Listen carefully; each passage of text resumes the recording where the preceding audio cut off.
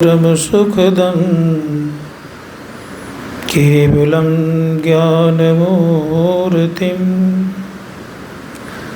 द्वन्द्वातीतं गगनसदृशं तत्तमस्यादिलक्षणम् एकं नित्यं विमलमचलं सर्वधी साक्षिभूतं भावातीतं त्रिगुणरहितं सद्गुरुं तं नमामि।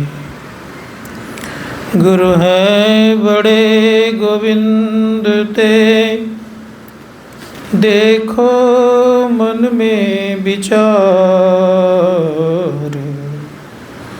हरि सुमरे तो वार है, गुरु सुमरे तो पार। मेरा मुझ में कुछ नहीं, जो कुछ है गुरु तोर। तेरा तुझको सौंपता क्या लागत है मोर। धन्य धन्य सतगुरु सुखदा, महिमा कही न जाए। जो कछु कहूँ तुम्हारी कृपा, मोते कछु न साय। बोलिए प्रेम से श्री सद्गुरु महाराज की जय।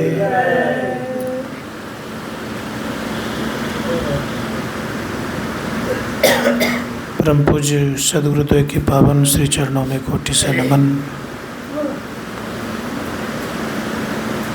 मंचस्थ पूज्य बाबागण, सम्मान्य समिति के समस्त पदाधिकारीगण,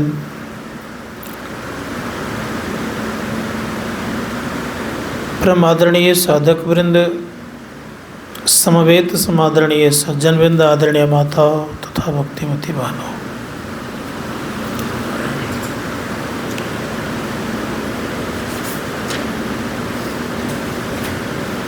इस संसार की जो स्थिति है, इस स्थिति में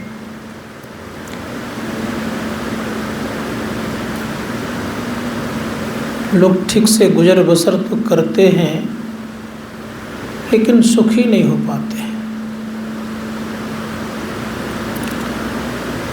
जैसा सुख चाहिए था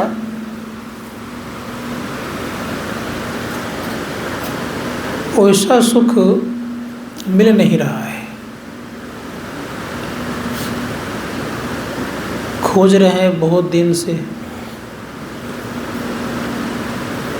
सभी प्रकार की योनियों में सुख ही खोजे हैं, दुख नहीं खोजे हैं।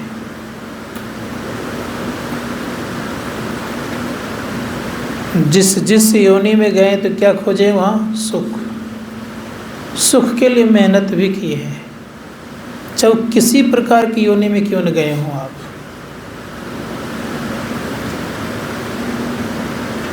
लेकिन मिला क्या,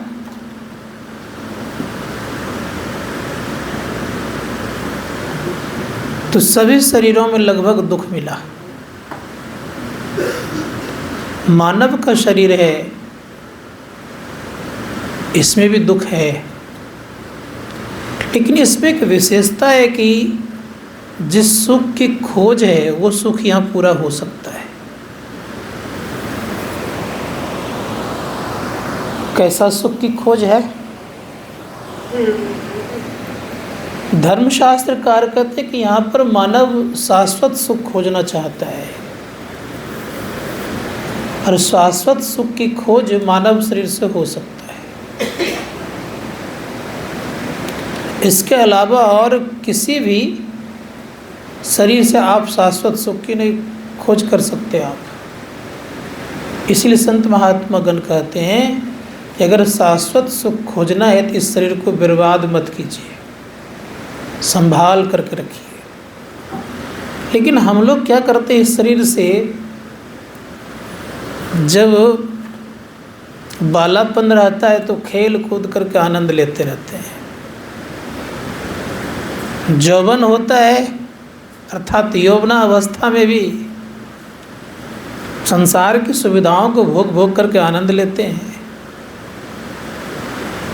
संत महात्मा गण कहते हैं कि दोनों अवस्थाओं को तो खो देते हैं, तीसरी अवस्था में प्रवेश करते हैं तो बोझ पड़ जाता है, भार पड़ता है दायित्व का। और चौथे अवस्था में जब लाठी का सहारा लग जाता है तब सोचते भगवान का नाम लें, तो रीढ़ की हड्डी तो सीधी होती थी कब, जवानी में। बुढ़ापे में क्या हो गया, टेढ़ा। अब टेढ़ा हड्डी से तो काम चलने वाला है नहीं, हड्डी टेढ़ी रहे तो ध्यान कैसे करेंगे। इसीलिए संत महात्मा गण कहते हैं भक्ति करो तो जवानी में। बुढ़ापे में कोशिश करते हैं हम लोग। बुढ़ापे में कोशिश करने वाले को देखिए क्या स्थिति होती है, न ठीक से बैठ पाते हैं बेचारे, ना वो सीधे हो सकते हैं ठीक से। एक सहारा मिल जाता है लाठी, किसी तरह लाठी से लेकर के चलते हैं। और उस परिस्थिति में चाहते कि हम भजन करें तो अपना शरीर का संभाल तो है नहीं, तो भजन कहाँ संभलेगा। इसलिए धर्मशास्त्रकार कहते हैं जब सब कुछ काम करते हैं कब, जवानी में, तो भजन बुढ़ापा में कैसे होगा भाई। घर बनाते हैं कब, जवानी में। संतान उत्पन्न करते हैं कब, जवानी में। पैसे कमाते कब, जवानी में। बढ़िया बढ़िया स्वाद लेते हैं कब, जवानी में। और सब आनंद लूटते हैं जवानी में। अब भजन कहते हैं कि बुढ़ापा में हो तो ये संभव तो है नहीं। संत महात्मा गण कहते हैं कि भजन भी होगा कब, जब आपके शरीर में रस बनेगा, रक्त बनेगा, मेद मांस मज्जा अस्थि और वीर्य बनता रहेगा, तब तक भजन होगा, अन्यथा भजन होना संभव नहीं है। विचार करके देखिए आप, खून बनना धीरे धीरे कम हो जाता है तो शरीर की स्थिति बिगड़ती जाती है। पाचन क्रिया भी साथ नहीं देता है तो रस बनना कम हो जाता है। रस कम बनेगा तो खून कम बनेगा, खून कम बनेगा तो मांस कम बनेगा, मांस कम बनेगा तो अस्थि वीर्य और जो मेद मज्जा ये कहाँ से बनेगा। धर्मशास्त्रकार कहते हैं कि भजन अगर करना चाहते हैं तो कोशिश कीजिए कि शरीर में जब तक ये सब बनता रहे तब तक मन लगा काम कर लीजिएगा, तो बुढ़ापे में भी काम आएगा, अन्यथा संभव नहीं है।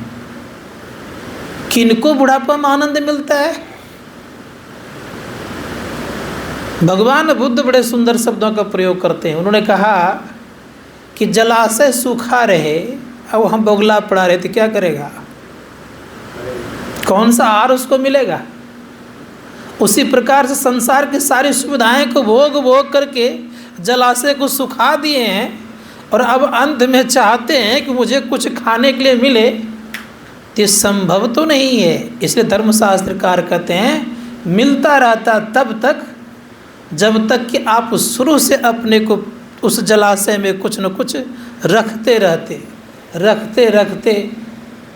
स्टोर रहता, तो बुढ़ापे तक खाने का आनंद मिलता। जैसे कुछ हमारे बाबू साहब हैं, जो बाबू लोग हैं, उन्होंने क्या किया, नौकरी का कुछ पैसा को काट करके अकाउंट में रख दिए। आज बड़े प्रेम से वो आनंद से खाते पीते हैं। उसी प्रकार से संजीवित जिंदगी अगर आप जवानी बनाए रखते तो बुढ़ापे में बड़ा भजन का आनंद लेते हैं। संत महात्मा गण कहते हैं कौन, क्या जिन्होंने संयमित जिंदगी को जिया है। इसीलिए ध्यान भी संयम का है जिंदगी। संयम जिंदगी होगा तो ध्यान करेंगे। और कौन ध्यान है? सुषुम्ना ध्यान कोई साधारण ध्यान नहीं है, सभी ध्यानों में श्रेष्ठ है, सभी कर्मों में श्रेष्ठ है, सभी प्रकार के यज्ञों में श्रेष्ठ है। जितने प्रकार के यज्ञ होता है सभी यज्ञों में श्रेष्ठ है, और जितने प्रकार के कर्म हैं सबसे ये श्रेष्ठ है। इसलिए धर्मशास्त्रकार कहते हैं कि ध्यान करना साधारण बात नहीं है। सुषुम्ना के संबंध में आपने बहुत कुछ सुना। सुषुम्ना बनता कहाँ? धर्मशास्त्रकार कहते हैं कि जब हमारी दृष्टि टिकती है, और जहाँ दोनों दृष्टि की टिकती वहाँ से सुषुम्ना उत्पन्न होता है। अर्थात दोनों धाराओं में सुषुम्ना बनाने की योग्यता है। दृष्टि टिकेगी तो क्या मिलेगा? गुरुदेव कहते हैं कि दृष्टि टिकती है तो ध्वनि मिलती है। दृष्टि टिके श्रुत धुन रमय, ध्वनि मिलती है। दृष्टि टिकेगी कब?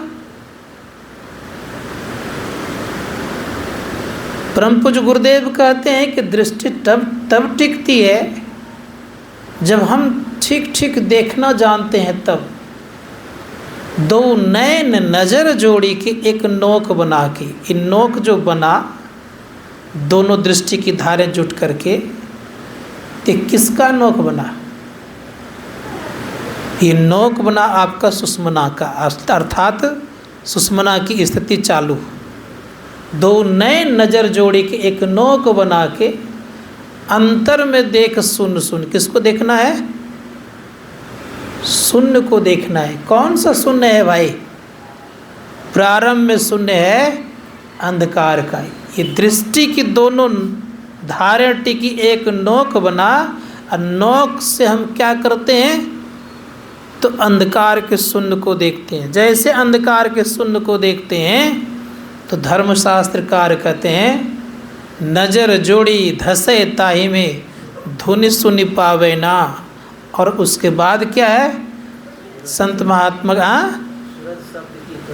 सुरत शब्द की करे कमाई निज घर जावे ना।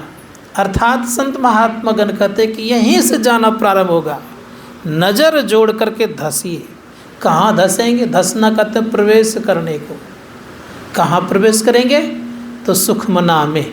सुखमना में प्रवेश करेंगे तो आप निज घर जाने का आपका रास्ता होगा। परम पूज्य गुरुदेव कहते हैं कि सुनो, इसको खूब बढ़िया से समझो। दृष्टि योग क्या है? दृष्टि युगल अर्थात दृष्टि की तीक्ष्ण नोक को अगर एक बना लेंगे तो याद रखिएगा कि आपका अंधकार मिटेगा। इसीलिए गुरु महाराज उसको योग हृदय कहते हैं। जिसको सुषुम्ना कहते हैं उसको योग हृदय भी कहा जाता है। तो गुरुदेव कहते हैं योग हृदय वृत्त केंद्र बिंदु में चमचम चमकैना, नजर जोड़ी धसे ताहे में धुनि सुनि पावेना। कहा कि योग हृदय में क्या है? तो चमकता है। क्या बिंदु? किनको चमकेगा? सबको नहीं चमक जाता है। तब तो परम पूज्य गुरुदेव एक देते हैं तरीका। कहते हो किनको चमकता है भाई भीतर में? तो गुरुदेव कहते हैं कि जो खोजी होते हैं, किसका? खोजी जो होते हैं उजाला का अर्थात प्रकाश का, उन्हीं को एक दिन चमकता है। तो गुरुदेव कहते खोज करो अंतर उजियारी, दृष्टिवान कोई देखा है। दृष्टिवान ही कोई देखता है। गुरु भेदी का चरण सेव कर भेद भक्त पा लेता है। निशिदिन सुरत अधर पर कर कर अंधकार फट जाता है। एक दिन नहीं कहा, रोज कहा। निशिदिन कहा, कहाँ रखने के लिए? निशिदिन सुरत अधर पर कर कर। अधर समझते हैं? परम पूज्य गुरुदेव कहते हैं अर्ध ऊर्ध, कबीर साहब की वाणी है, अर्ध ऊर्ध बीच लगन लगी है, छक्क्यो रूप नहीं जात बखाना। इन दोनों के बीच में लगन लग जाए तो इस रूप का वर्णन करना मुश्किल है। तो कहा क्या रहे हैं कि निशिदिन सुरत अधर पर कर कर अंधकार फट जाता है। नीचे वाले भाग को कहा अर्ध और ऊपर वाले भाग का ऊर्ध, अर्ध ऊर्ध। बीच लगन लगी, इसके बीच जब लगन लगेगा तो कहाँ लगन लगेगा? सुखमना में। इसे धर्मशास्त्रकार कहते हैं कि यहीं सुखमना प्रारंभ होता है। इसीलिए हम लोग को प्रयास क्या करना चाहिए? तो गुरुदेव कहते हैं गुरु भेदी का चरण सेव कर भेद भक्त पा लेता है, निशिदिन सुरत अधर पर कर कर अंधकार फट जाता है। क्या मिलेगा?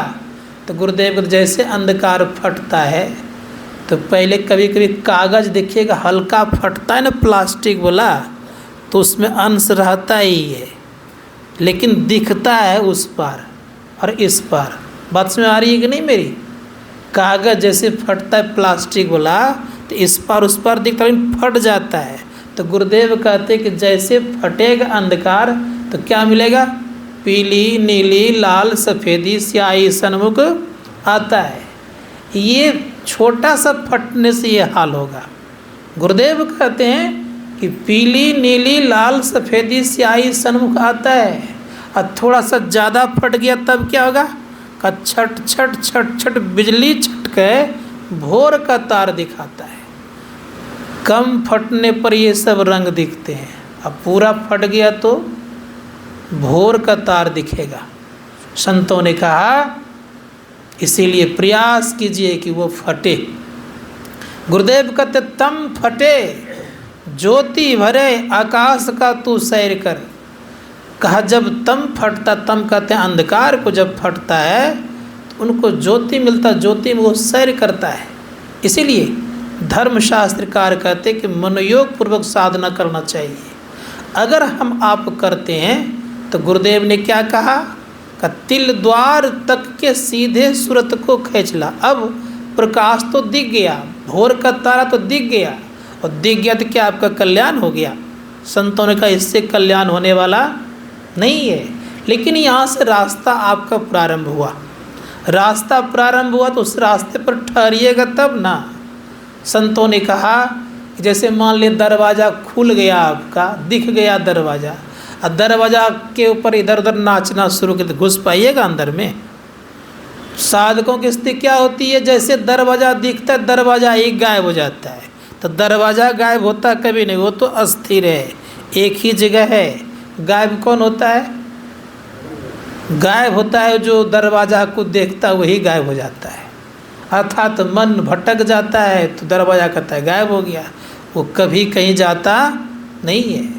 वो बड़ा सुंदर है एक दरवाज़ा। मीराबाई कहती है कि दरवाज़ा कैसा है तो बताती है, ऊंची अटरिया लाल के बढ़िया निर्गुण सेज बिछी। वो जो दरवाज़ा है ना, ऊंची अटरिया है। अटारी कैसा है? अटारी कहते हैं महल को। ऊंचा महल अगमपुर जहमा संत समागम हो। ऊंचा महल है, वो साधारण महल नहीं है। और उसका केवाड़ी कैसा है? तो कहा ऊंची अटरिया लाल के बढ़िया निर्गुण सेज बिछी। सेज कैसा? सेज कहते हैं बिछावन को। कैसा बिछा है बिछावन? का निर्गुण सेज बिछा हुआ है। निर्गुण का तो उसमें कोई गुण नहीं होता है। संत महात्मा गण कहते उसमें उस सेज पर भोग विलास नहीं हो सकता, याद रखिएगा। उसमें विलासतापूर्ण जिंदगी नहीं आपकी कटेगी। कैसी जिंदगी कटेगी? तो संत महात्मा गण कहते साधारण नहीं, राधा स्वामी साहब महाराज कहते हैं कि अजब विलास की स्थिति आती है, अर्थात अखंड विलासता की जिंदगी होती है। अब दोनों में कितना फर्क है? इस संसार की जो विलासता है इसमें वासना रहता, उसमें कोई वासना रहती नहीं है। इसलिए कहा निर्गुण सेज बिछी। सेज तो निर्गुण है, लेकिन केवाड़ी कैसा बताया? केवाड़ी है लाल रंग का, अटारी ऊंचा है। कितने तल्ले का मकान है? संत महात्मा गण कहते हैं कि 7 तल्ले का मकान, 1 तल्ले का मकान नहीं है, और 7 तल्ले में भरे पड़े हैं। क्या क्या भरे पड़े हैं? तो कहा कि प्रथम तल्ले में है प्रकाश, अब प्रकाश बहुत दूर तक है। तो एक में है चंद्रमा का प्रकाश, तो उसमें तारे भी हैं चंद्रमा भी है। दूसरे में सूर्य है, दिन का प्रकाश है। फिर शब्द है, शब्द कहते हैं शून्य में भी शब्द है, महाशून्य में भी शब्द है, भंवर गुफा में भी शून्य है, सत्यलोक में भी शब्द है। संत महात्माओं ने कहा लेकिन कैसा शब्द, बड़े प्रेम से कहा गया है, ये प्रकाशमय शब्द है। आँख बंद करके हम ध्यान साधना साधना करते हैं तो अंधकार में शब्द कभी कभी सुनाई पड़ता है, इसको काला शब्द कहा। तो इसमें भी लोगों को आनंद मिलता है, लेकिन प्रकाश में शब्द में बहुत ज़्यादा आनंद मिलता है। कि धर्मशास्त्रकार कहते हैं कि प्रकाश आँख है, याद रखिएगा, और शब्द क्या है, कान है। कौन सा कान है भाई? इसी को कहा गोश बातिन हो कुसादा जो करे कुछ दिन अमल। ये गोश बातिन है, अर्थात आंतरिक कान है। आंतरिक कान से हम अंतर्नाद को सुन सकते हैं। जो आंतरिक कान को खोलेगा तो मिलेगा क्या? तो गुरुदेव कहते हैं कि भोर का तारा तो दिख गया, अब क्या मिलेगा? तो गुरुदेव ने कहा चंदा उगत उदय हो रवि हो, धूर शब्द मिल जाता है। धूर कहते हैं अटल को, याद रखिएगा, जो टलने वाला शब्द नहीं है। दो तरह के शब्द होते हैं संसार में, एक होता है नित्य और दूसरा होता है अनित्य। नित्य शब्द किसको कहते हैं? नित्य शब्द केवल परमात्मा का शब्द होता है, बाकी जितने प्रकार का शब्द होता है ये अनित्य शब्द है। इसीलिए उस शब्द का कभी नाश होता नहीं है। संत महात्माओं ने कहा कि अगर उस शब्द को पकड़ ले तो कैसा होगा? तो जैसा वो शब्द है वैसा ही बन जाएगा। संत महात्माओं ने कहा उसी शब्द को पकड़ने के लिए कहाँ चलना पड़ेगा? सुषमना होकर के गुजरना पड़ेगा। इसीलिए बड़े प्रेम से कहा गया है, संत कबीर साहब ने कहा इस सुषमना को पकड़ने के लिए अच्छे मुर्शद के पास जाना चाहिए। इसलिए उन्होंने कहा मुर्शद नैनों बीच नबी है, स्याह सफ़ेद तिलों बिच तारा, अविगत अलख रवि है, आँखी मध्य पाखी चमके, पाखी मध्य द्वारा अति द्वारे दूरबीन लगावे उतरे भवजल पारा। आँखी मध्य पाखी चमके मतलब आँख के मध्य में एक पक्षी, एक ऐसा प्रकाशमय पक्षी है। आँखी मध्य पाखी चमके, उस प्रकाश में पक्षी में द्वार लगा हुआ है। आँखी मध्य पाखी चमके, पाखी मध्य द्वारा अति द्वारे दूरबीन लगावे, अर्थात वहाँ ठहर गए तो दूरबीन की प्राप्ति हो जाएगा। तो क्या होगा परिणाम? तही द्वारे दूरबीन लगावे उतरे भवजल पारा, मुर्शद नैनो बिच नबी है। आगे क्या है? कस्याह सफ़ेद तिलों बिच तारा, अविगत अलख रवि है, सुन्न शहर में बास हमारा। हम लोग का बासा कहाँ होना चाहिए? सुन्न शहर में। सुन्न शहर में बास हमारा, तहाँ सर्वंगी जावे, साहब कबीर सदा के संगी, शब्द महल ले आवे। हम लोगों ने तो ईटा का महल देखा है, कांच का महल भी देखा है ना, कांच का महल। यहाँ तक मैंने शीश महल को उसी कांच का महल बोलते हैं। एक जगह मैंने देखा है कि चांदी का घर छोटा सा बना के रखा है, ये भी मैंने देखा है। रावण का सोने का महल का नाम सुना है, लेकिन शब्द महल ले आवे, शब्द का महल कहाँ पर है? ऋषि मुनिगण कहते कि शब्द का महल, उसमें कोई रहेगा? देखिए तो इकट्ठा करके शब्द को महल बनता है, लेकिन परमात्मा निर्मित वो महल है। कैसा महल है? उस शब्द का महल है। उस शब्द महल को जो जानता है तो समझिए वो बहुत बड़ा काम कर लेता है। तो कहाँ पर उस शब्द महल है? कैवल्य मंडल को शब्द का महल कहा गया है। इसलिए संत महात्मा गण कहते हैं कि जो उस कैवल्य मंडल में पहुँचता है तो शब्द का महल है, वहाँ एक ही शब्द से महल बना है। इसीलिए परमात्मा की तरफ से जो शब्द आया, ऋषि मुनिगण कहते हैं उससे पहला मंडल बना कौन? कैवल्य मंडल, उसमें एक ही शब्द है। इसलिए कहा शब्द महल ले आवे, कहे कबीर सुनो भाई साधु। अर्थात क्या है कि जो कह रहे हैं कि शब्द महल में आ जाता है, फिर उनका संसार में आना जाना बंद हो जाता है, अर्थात अंतिम शरीर में पहुंच गए।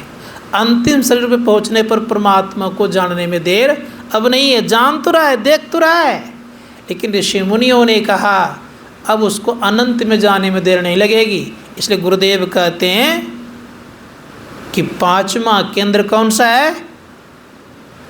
तो परमात्मा का पांचवा केंद्र है, कैवल और परम पद के बीच के केंद्र को पांचवा केंद्र कहता है। इसीलिए ऋषि मुनियों ने कहा, पंचम बजे धुर घर से जहाँ आप विराजे, गुरु कृपा से मैं ही तहाँ पहुँची खोजना। तो जो साधक साधना करते हैं तो उनकी स्थिति क्या होगी? तो एक बात सदैव ख्याल रखिएगा, दोनों नयनों को जोड़ने का प्रयास करेंगे तो थक जाएंगे। क्या करिए? तो बड़े प्रेम से उसको देखिए, देखते देखते अपने आप जुटेगा। नहीं तो समांतर रेखा दोनों है, कैसे आप जोड़ दीजिएगा?